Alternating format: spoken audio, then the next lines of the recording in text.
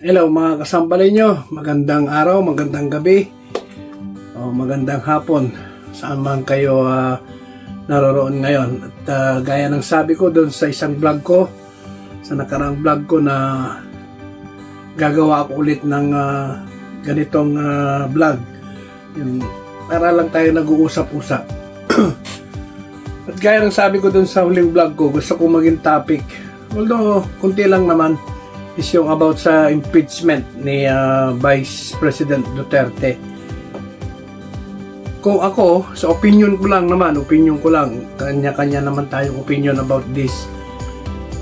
Siguro mas maganda ituloy na lang nila para magkaroon na ng closure kung ano ba talaga ang nangyari doon sa perang pinag-uusapan nila na nawaldas ng ilang araw lang. Malaking halaga na nagastos ng ilang araw lang daw dahil hindi naman, sabi nga, hindi pa naman napatunayan. So mas maganda ituloy na lang. Pabor din naman siguro ito kay Vice President, at least kung hindi man totoo, malinis niya yung pangalan niya. Kung halimbawa mang totoo, siyempre dapat lang na magbayad siya sa pagdispalko ng malaking halaga. Dalawa lang naman yan. Lalabas yung katotohanan kung sino ang nagsisinungaling, kung sino ang namumulitika, kung gobyerno ba ang namumulitika lang para lang ibagsak siya, o totoo naman talaga na nawala yung ganong kalaking halaga.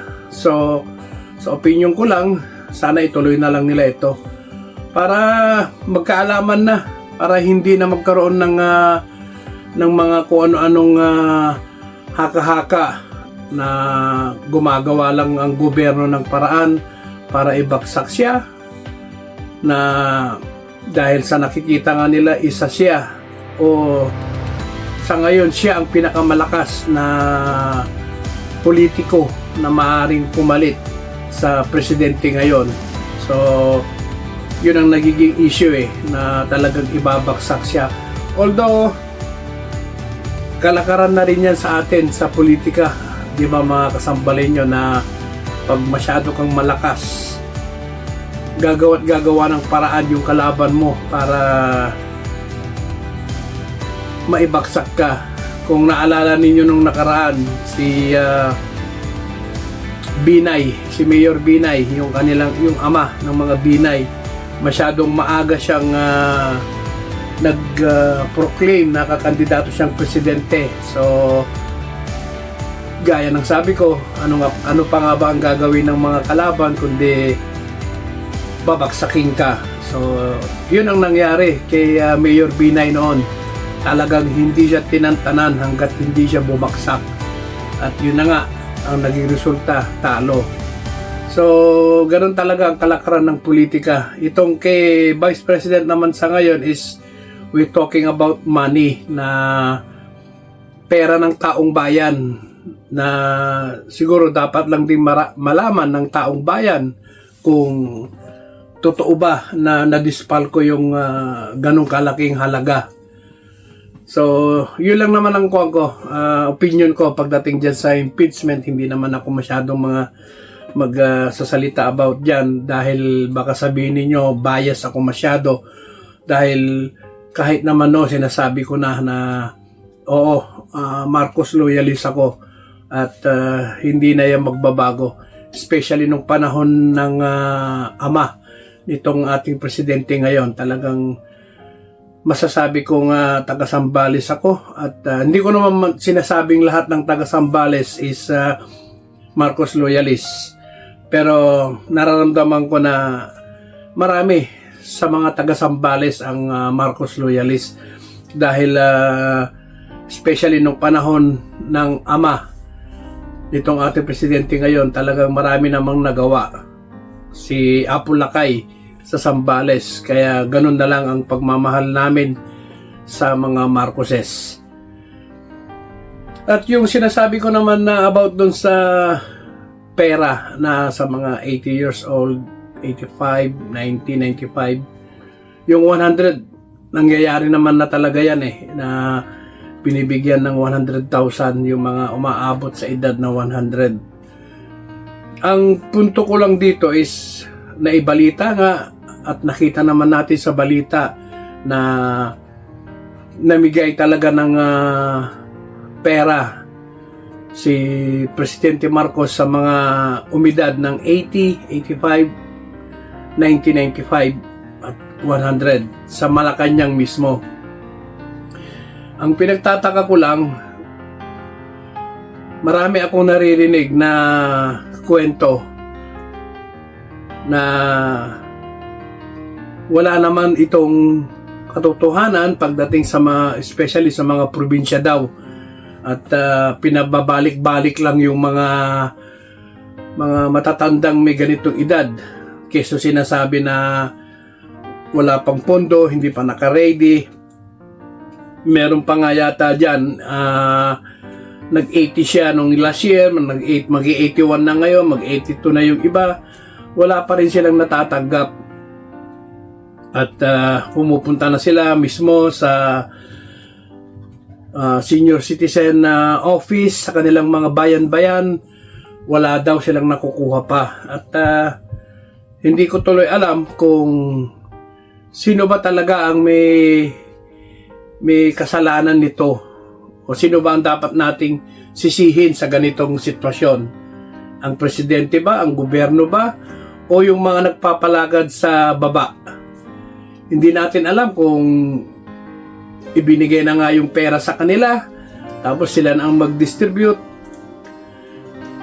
Alam naman natin minsan na pagdating sa mga ganitong pera, ang ginagawa ng iba dyan is yung sinasabi nilang pinapatubuan pa sa bangko para yun ang magiging pera nila. At yung, for example, yung 10,000, patutubuan muna yan, tapos yung tubo sa kanila na, yung 10,000 ibibigay siyempre doon sa taong dapat makatanggap nito. So, ang sa akin lang, kaya nasisira ang gobyerno, kaya nasisisi ang gobyerno dahil na rin sa mga nagpapalakad o nagpapatakbo ng mga ganitong project.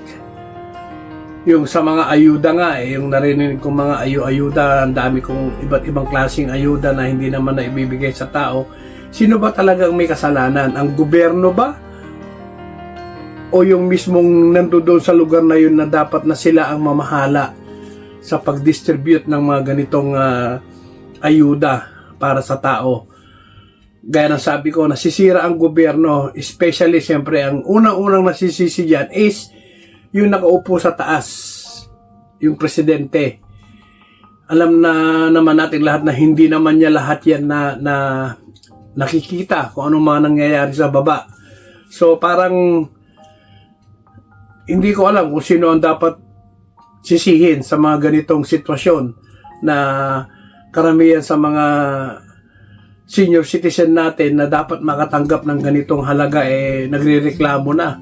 Hindi na nga alam kung saan magrereklamo dahil pag pumupunta sila doon sa sangay na kung saan dapat talaga makuha yung halaga o yung pera nila, sinasabi wala pa daw. So, pero nakikita naman natin sa balita na mismo ang presidente ang nagbibigay na ng pera.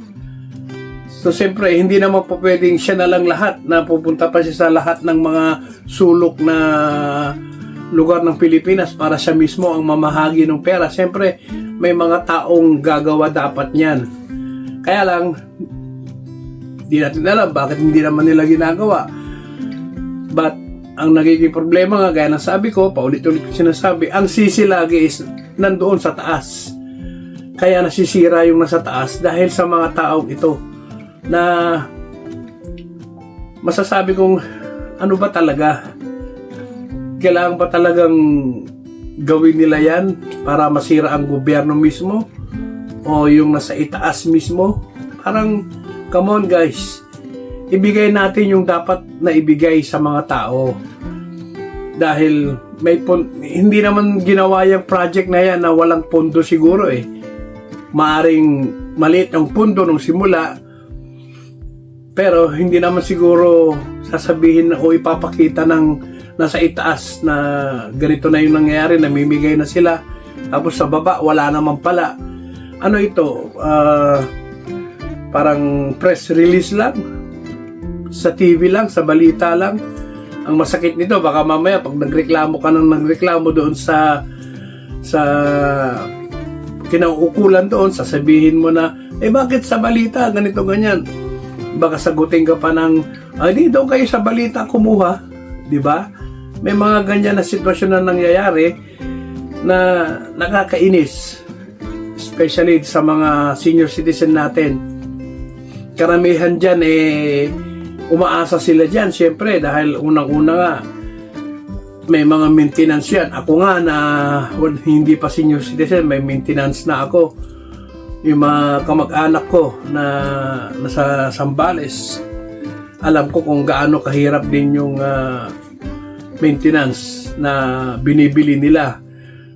Kaya nga sa totoo lang, minsan nga pag umuwi ako, dahil gaya ng sabi ko dito nga, libre ang gamot. So ang maintenance ko is minsan natatambakan pa nga ako ng maintenance ko.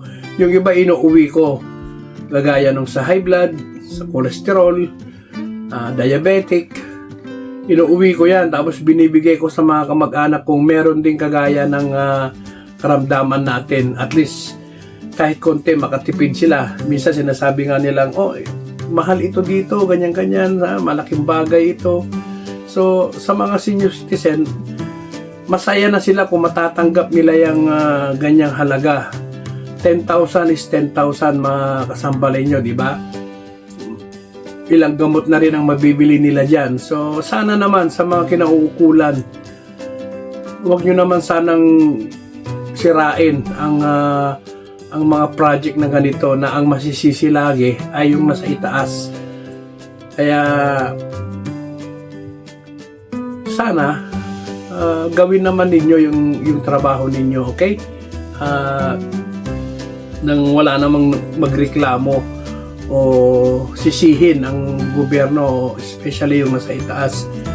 So yun lang mga kasambalin nyo sa ngayon, at day off pa tayo ngayon, at bukas ang balik pa natin sa trabaho. At medyo maganda yung panahon ngayon, susubukan natin lalabas, at kung sakaling maka-vlog tayo sa labas ulit. At kung hindi man,